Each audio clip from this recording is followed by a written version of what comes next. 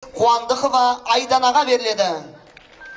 Аяулы ұстаздар, ата-аналар, қымбатты мектеп бітіруші түлектер. Біз бүгін Алтын Орда білім шаңырағымыздан арманымызға қанат байлап, болашаққа қадам басқалы тұрмыз. Елбасы Нұрсұлтан Әбішұлы Назарбаев жастарға үлкен үміт артып, бәсекеге қабілетті мемлекет болуымыздың бірден-бір кепілі білімді жастар екенін атап көрсетті.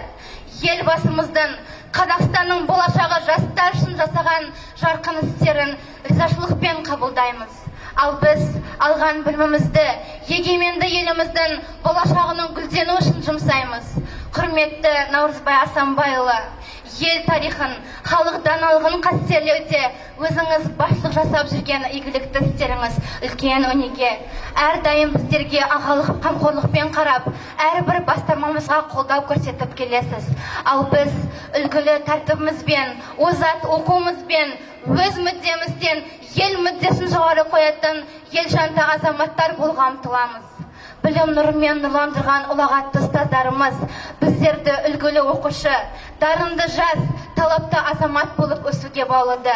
Қырандай баптап, биікке шығалы отырған ардақты ұстаздарға барлық мектеп бітіруші түлектер атынан аялы алақандарыңыз, жылы жүректеріңіз бен үлкен еңбектеріңіз үшін зор алғысымды айтамын. Барлық мектеп бітіруші түлектер атынан тәуелсіз Қазақстанның туын биік ұстаймыз. Өз білімімізді егеменді еліміздің болашағы үшін жұмсаймыз.